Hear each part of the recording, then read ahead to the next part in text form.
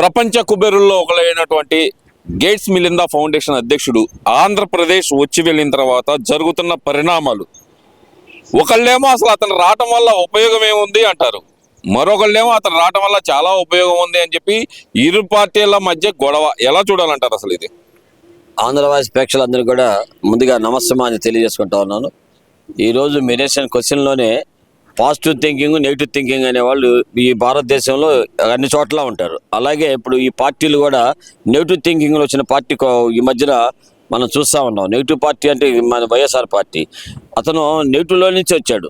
ఎందుకంటే ఆ రోజు సోనియా గాంధీ గారిని భయంకరంగా కాంగ్రెస్ పార్టీలో ఉండి బయటికి రాగానే ఆమెను తిట్టినటువంటి నెగిటివ్ థింకింగ్లో ఉన్నటువంటి పార్టీ వైఎస్ఆర్ పార్టీ. వాళ్ళు ఏం మాట్లాడతారు? బిల్ గేట్ గురించి మాట్లాడే అర్హత కూడా వాళ్ళకి లేదు. ఎందుకంటే బిల్ గేట్ గారు మరి అలాంటి వాడు ఇంతకుముందు గతంలో చంద్రబాబు నాయుడు గారు ఒక 10 నిమిషాలు మాట్లాడతామంటే ఇంటర్వ్యూ ఇవ్వలేనటువంటి పరిస్థితి ఆ రోజు ఉంది. అదే మనిషి ఇప్పుడు వరకు ఆయనకేం తగ్గల. ఈ ప్రపంచంలో ఆయన ఈ యొక్క ఆధునిక యుగంలో ఈ లేటెస్ట్ టెక్నాలజీ తీసుకొచ్చినటువంటి వాళ్ళల్లో ఆయన ప్రథముడు. అలాంటి వ్యక్తిని ఈరోజు మనందరం కూడా ఆంధ్రప్రదేశ్ వచ్చినందుకు గర్వించాలి. ఇవాళ ఇండియాలో ఎన్ని రాష్ట్రాలు ఉన్నాయండి? మరి 26 రాష్ట్రాలు ఉన్నాయి. మరి ఆ రాష్ట్రాలకి ఒకదానికి కూడా వెళ్ళలేదు. ప్రధానమంత్రి గారు రాష్ట్రం ఉందిగా, గుజరాత్ వెళ్ళొచ్చుగా. కానీ ఇక్కడికి ఎందుకు వచ్చాడు ఆయన?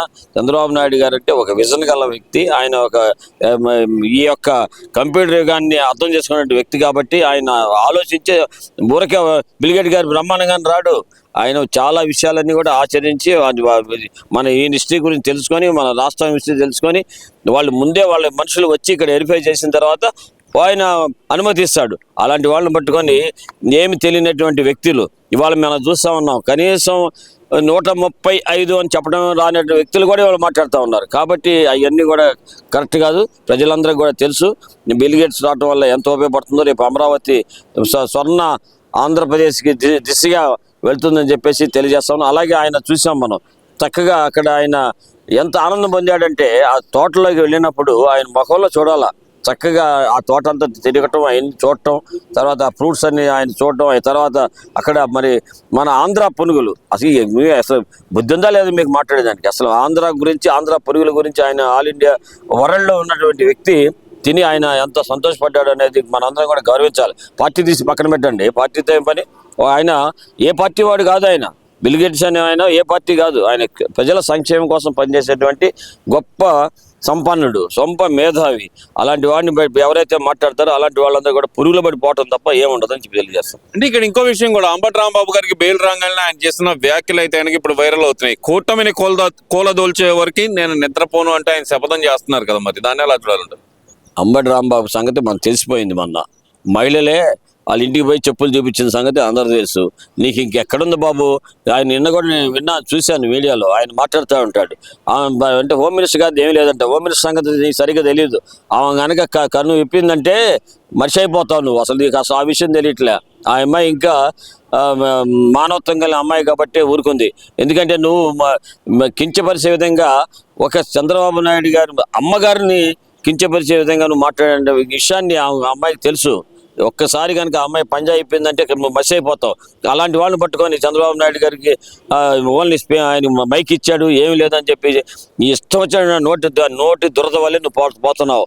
అలాగే మొన్న కూడా న్యాయస్థానంలో కూడా రప్ప అంట. ఏంటంటే రప్ప, ఆ రప్పతోనే కానీ మొన్న ఎంతోమందిని చంపేశారు. మన సత్యనపల్లి వచ్చినప్పుడు మనుషులు చంపేశారు. మొన్న వచ్చినప్పుడు రాంబాబు ఇంటికి వచ్చినప్పుడు 2 చనిపోయారు. ఈ రకంగా మనుషులను చంపటానికి తప్ప మీరు పనికొచ్చేటువంటి రాజకీయాలకు పనికొచ్చే వ్యక్తి కాదు. కాబట్టి నిన్న మీ నాయకుడే మాట్లాడతాడు, మీ ఇంటి ముందే మాట్లాడతాడు. ఏమంటాడు? అన్న ఎవరినిచ్చినాడు, ఇచ్చినా కూడా ఈ రకంగా అంటే ఏమంటే ఎవరినిచ్చే తర్వాత నా ఇంటి కుక్కను కూడా టచ్ చేయలేమంటావా? ఎంత అహంభావం, బలుపు మీకు ఉన్నటువంటి ఈ రాజకీయాల్లో ఈ శాశ్వతం పనికిరావు. మీకు పాలిటిక్స్లో ఉండాలి అనుకుంటే ప్రేమతో ప్రజల్ని ఆకర్షించండి, ప్రజల ద్వారా మీ మన్నెలు పొందండి, ప్రజల ద్వారా మీరు పార్టీ అధికారం రావాలి. అంతేగాని రౌడీజం చేస్తే, లేదా తిడితే, లేదా అందరినీ భయభ్రాంతులు చేస్తే ఎవరు కూడా పడరు. ఇంతకుముందు తెలిసి ఒకసారి చేసాం, అలాంటి పొరపాటును కూడా జరిగింది. మళ్ళీ రాబోయే కాలం 2029 ఎలక్షన్లో మరలా తిరిగి చంద్రబాబు నాయుడు గారే ముఖ్యమంత్రి అవుతాడు. రేపు స్వర్ణ ఆంధ్రప్రదేశ్ దిశగా అమరావతి రాజధాని బ్రహ్మాండంగా ఏర్పాటు చేస్తుంది. ఇప్పటికే ఒక రూపం వచ్చింది. ఇప్పుడు ఈ రూపంతో పాటు ఇంకా 2 సంవత్సరాల్లో బ్రహ్మాండమైనటువంటి రూపం వస్తుంది. అప్పుడు ఎవడు ఆపలేడు, ఆయన అసలు ఎవడు పట్టుకోలేడు ఇక అప్పుడు. కాబట్టి ఇలాంటి రాంబాబులు ఎంతమంది ఎట్లా మాట్లాడినా సరే వాడి కడుపులో తీపోయిందంటే నిన్న మాట్లాడుతూ ఉన్నాడు, ఏంటంటే దెబ్బ తగిలిందంటే బాత్రూంలో పడ్డామని. ఇట్లాంటి బాత్రూంలో పడినప్పుడు అంతకుముందు చంద్రబాబు నాయుడు గారిని 80 రోజులు జైల్లో ఉంచినప్పుడు నీకు తెలియలే? అంటే నాకు స్పెషల్ ఫెసిలిటీస్ ఏమీ ఇవ్వలేదు, వాళ్ళు పెట్టిందే తిన్నాను, బయట ఉంటే డబ్బులు పెట్టుకొని నా ఇష్టం వచ్చింది తినేవాడిని కదా అంటూ ఆయన ఒక వ్యంగ్యంగా మాట్లాడిన పరిస్థితి అయితే చూసాం కదా. మరి ఆ రోజు బాబు గారికి ఉన్న ఏసీ కూడా తీసేసి పని చేయట్లేదని చెప్పేసి చిత్రహింసలు పెట్టి, పైగా ఆయనకి స్కిన్ డిసీజ్ ఉన్నా కూడా తెలిసి కూడా కావాలని అంత హింస పెట్టారు 53 రోజులు. మరి కోర్టు ఇచ్చేదాకా కూడా మీరు ఎంత హింస పెట్టారు చూసాం మనందరం కూడా. 53 రోజులు హింస పెట్టారు, ఏం కేసు లేకుండా, ఆయన మీద నేరం చేయకుండా జైల్లో పెట్టారు. మీరు నేరం చేశారు, పబ్లిక్ అంతా కనపడతా ఉంది. కారులోంచి లేచి పెద్దగా మరి చంద్రబాబు నాయుడు గారు అమ్మగారిని తిట్టారు, అది కనపడతా ఉంది అందరి ముందు. అయితే మీ పనికిరాని జగన్మోహన్ రెడ్డి అంటారు, తిరితే పెడతారా? నేనైతే అందరూ ఆయన రామచంద్రారెడ్డి అనేది మాట్లాడతాడు, అంటే తిరితే పెట్టి మీరు చాలా మంది పెట్టేవాళ్ళు, మేము ఎందుకు పెట్టలేదు, ఎంతమంది పెట్టలే, ఇంతమంది అందరూ మేమంతా జైలు పోయిన వాళ్ళం కాదు. గతంలో మేమంతా జైలు చేసి వచ్చిన వాళ్ళమే కదా. మేము కూడా మరి కోర్టు చుట్టూ ఇప్పుడు కూడా తిరుగుతూ ఉన్నాం. అప్పుడు కనపడలేదు మీకు. ఇప్పుడు మీ సొంతానికి వచ్చేటికి ఇవన్నీ ఎలాంటి విషయాలను మాట్లాడతారని చెప్పేసి తెలియజేస్తా ఉన్నాం. మరి ఇక్కడ ఉండవల్లి అరుణ్ కుమార్ గారు కూడా చెబుతున్నారు కదా, తనలో తాను తిట్టుకున్నాడు, కాకపోతే పొరపాటున బయటకు వచ్చిందనే మాట అయితే అంటున్నారు కదా. మరి ఆయన పొరపాటు కాబట్టి బయటకు వచ్చింది కాబట్టి అనుభవించాలా, అనుభవించావు కదా, ఇంకా అనుభవిస్తావు. ఇంకా చాలా కేసులు ఉన్నాయి, ఇంకా రాబోయే కాలంలో మీరు ఆయన అంటున్నాడు జైలు అంటే ఆయనకి పుట్టినలాగా ఉందంట. పుట్టినలాగా ఉంటుంది, కొన్ని రోజులు ఉంటుంది అట్లాగే. తర్వాత ఒకసారి కనుక మళ్ళీ పోలీసు తరహాలో కనుక కోటింగ్ ఇచ్చినట్టయితే అప్పుడు తెలుస్తుంది. అప్పుడు దాకా అట్లాగే మాట్లాడతాం అందరూ కూడా. మేము కూడా అట్లాగే మాట్లాడిన వాళ్ళు, మేము కూడా అక్కడ పోలీసుల చేత దెబ్బలు తిన్న వాళ్ళం, అప్పుడు తెలిసింది మాకు కూడా. కాబట్టి నీకు కూడా తొందర ఏం లేదు నాన్న, చాలా తొందరపడద్దు, నీకు కూడా క్రిమినల్ కేసులు చాలా వస్తున్నాయి, ఆ క్రిమినల్ కేసుల్లో విచారణ చేయాల్సి వస్తుంది, అప్పుడు నీకు తెలుస్తుంది అని చెప్పి తెలియజేస్తాం. అంటే ఓవరాల్ గా చూస్తే కనుక నాకు పోరాటం నేర్పింది జైలు అనే మాట అయితే ఆయన చెప్తున్నారు కదండి అంబటి రాంబాబు గారు. మరి దాన్ని ఎలా చూడాలంటారు? ఇది ఆయన స్వాతంత్ర సామ్రాజ్యం అనుకుంటున్నాడు, మహాత్మా గాంధీ లాగా ఫీల్ అవుతున్నాడు. ఎలాంటి ఆలోచన లేదు. మా గాంధీ గారు దేశం కోసం అప్పుడు ఉన్నటువంటి వాళ్ళందరూ కూడా జైలుకి అందుకెళ్ళారు. వీళ్ళు ఏమనుకుంటారు, రౌడీజం చేసి గుండాజం చేసి అమ్మల అక్కలను తిట్టి అందరు అమ్మలను తిట్టి జైలుకి వెళ్ళిన వాడికి స్వాతంత్ర సామ్రాజ్యం పోల్చుకుంటే ఎట్లా. కాబట్టి ప్రజలందరూ కూడా గమనిస్తున్నారు.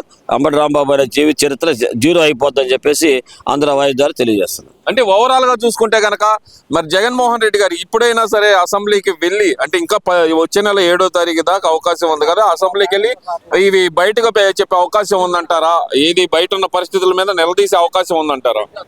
ఏమంటే మనం చూసాం, ఇంకా ఆయన అసెంబ్లీకి వచ్చే పరిస్థితి ఎట్టి పరిస్థితి లేదు, ఆయన వల్ల కాదు. ఎందుకంటే ఏం మాట్లాడాడు, సబ్జెక్ట్ లేని వ్యక్తి ఏం మాట్లాడతారు అసెంబ్లీలో, ఏం మాట్లాడలేదు. ఇప్పుడు మనం చూస్తున్నాం ఎమ్మెల్సీలు వాళ్ళు మాట్లాడుతూ ఉంటారు, ఏం మాట్లాడుతున్నారు, సబ్జెక్ట్ లేకుండా ఏదేదో మాట్లాడతారు, కావాలని మాట్లాడుతూ ఉంటారు. తప్ప అతను జగన్మోహన్ రెడ్డి అని అతను రాలేడు.